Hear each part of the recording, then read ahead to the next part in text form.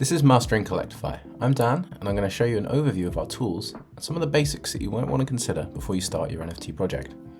Jumping right into things, this is the Collectify Studio, formerly called Launchpad, and it's going to default you to Creator. This is where you're going to spend most of your time when you're building with us.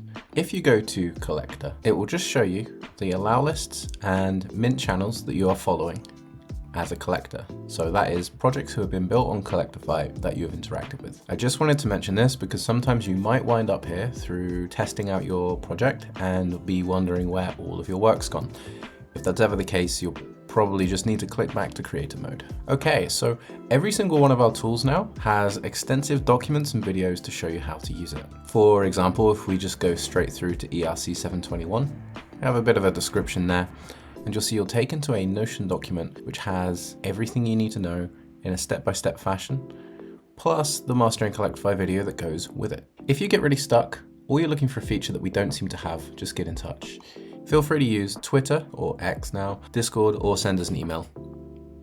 So, as you would expect, we're a Web3 organization, so rather than using email logins, we use wallets. Now hopefully you are all set up with a wallet already. If you're completely new to the space, make sure you're comfortable with how wallets work and what actually happens to all your NFTs when you're operating on chain. We have a recommendation for using Math Wallet if you're building on our platform because certain features, specifically using EIP 6551 to create token-bound accounts and turn your NFTs into their own wallets. If you want to do that, the wallet management feature actually is only currently available through a Math Wallet. Now, if that doesn't sound like anything that makes any kind of sense to you, don't worry, I cover it much more in depth in that specific video. Of course, probably the most famous is MetaMask, somewhat ubiquitous in the space, but every wallet has its pros and cons. If in doubt, do a little bit of research. So with wallets out of the way, I just want to talk about one more thing today, and that's the blockchain that you're building on. As you can see, Collectify operates on 14 different chains. Now the EVM mainnet chains are where the vast majority of our tools can all be used.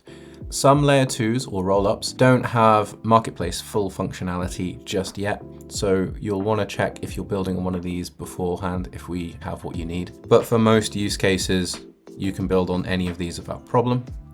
Solana and Aptos, they don't use the EVM standard, so for now, we can just run giveaways, which is the Allowlist tool. And I want to point out that you can actually build on testnets, either Goerli, which is an Ethereum testnet, or OpBNB, which is a Binance chain testnet. I just want to address the testnets that you can build on with us. Goerli is an Ethereum testnet, and OpBNB is a BNB chain testnet. These are quite good places to play around and try things out before you launch on mainnet, where you'll be creating things that are permanently inscribed on the public blockchain and are also subject to fees. So if you want to just make sure everything's running completely perfectly and as you want it to be, you can simulate it through Goerli testnet first. The faucet is what it sounds like. It will give you a small amount of the Goerli ETH token, which is essentially it's worthless. It's a token used to simulate Ethereum for use in transactions on the testnet. Okay, you can't migrate it to mainnet or anything like that.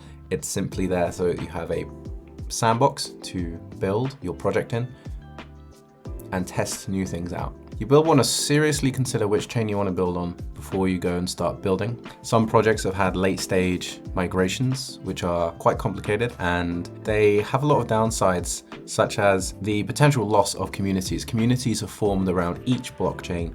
Some have more than one. For example, plenty of people use Ethereum and layer 2s like Polygon in tandem with each other. Other chains like Solana, particularly non-EVM chains, can be more siloed and tribal, which is fine. You know, BNB is kind of similar. A lot of people don't use both Ethereum and BNB, at least not outside of Asia.